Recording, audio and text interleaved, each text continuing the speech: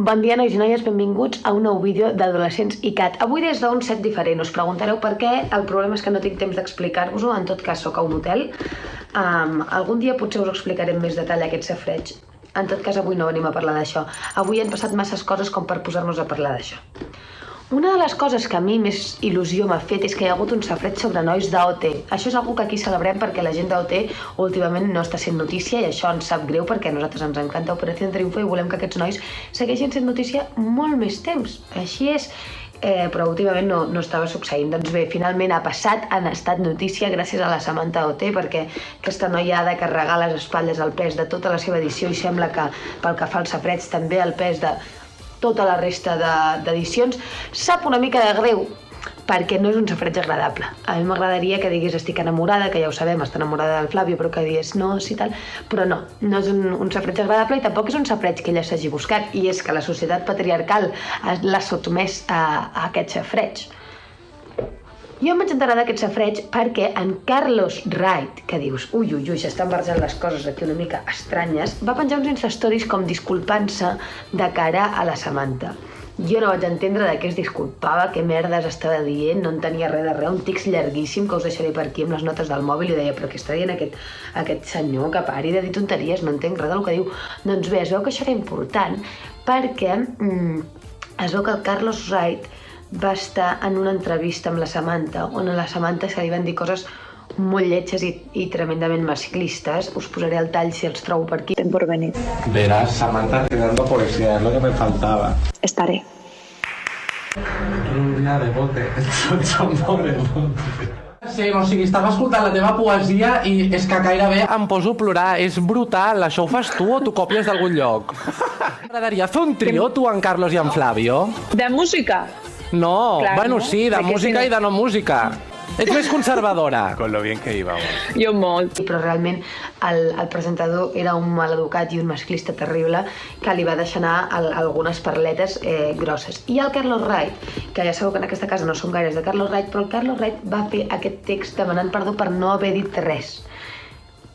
I a mi em sembla molt bé perquè sempre expliquem com el paper com dins de la societat patriarcal, no? Hi ha els agressors directament i després també hi ha com aquesta persona que es converteix en còmplice perquè no diu res, que es queda com en un racó callada i és incapaç com de sortir i dir ei, això no està bé. El típic amic que veu que els seus col·legues estan dient coses masclistes i no ho corregeix, no?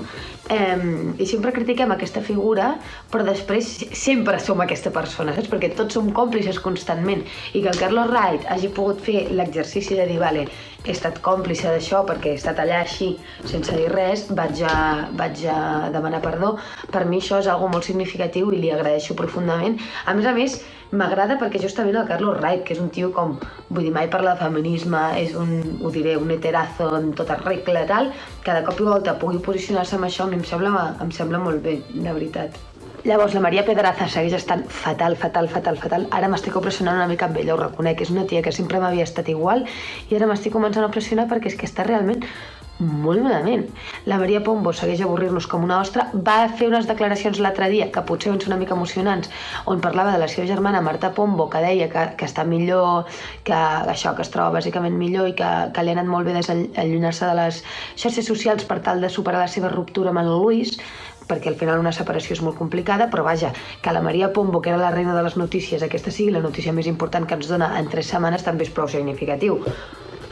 Considero jo, no sé què pensareu vosaltres. Després, un altre tema que a mi m'agradaria comentar és que ja vaig explicar que en no sé ni com es diu, Michello i la Marta Rimbaud ho havien deixat, típica parella supermítica d'internet, i tot i així, ara, a mi em sembla fort perquè segueixen veient i van a passejar junts els gossos i fan Instastories junts, i sí que és veritat que jo vaig dir que m'agradava que es donés aquesta imatge dels exnòvios, no? De poder dir, mira, doncs nosaltres som exnòvios però ens seguim estimant, però és que no sé jo, o sigui, o ho van deixar fa molt de temps i van estar-se sense parlar i no ens hem enterat, o aquesta gent no està curant bé la ferida, perquè ja sabeu que en aquest canal de YouTube som molt partidaris de que tothom necessita el seu espai per curar les coses un cop ho has deixat i que pots recuperar l'amistat però molt més temps després. Jo no sé aquesta gent, perquè no paren de veure-us, ja us ho dic ara.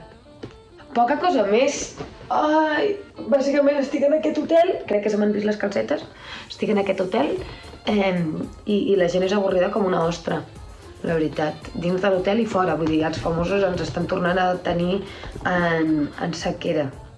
La Jared segueix sent la millor, va explicar l'altre dia que s'havia tornat a operar mitja cara. Molt bé, poca cosa més a dir. Apa, que vagi molt bé, salut, visca Catalunya i ens veiem, si Déu vol, divendres. Espero que amb safrejos ben suculents.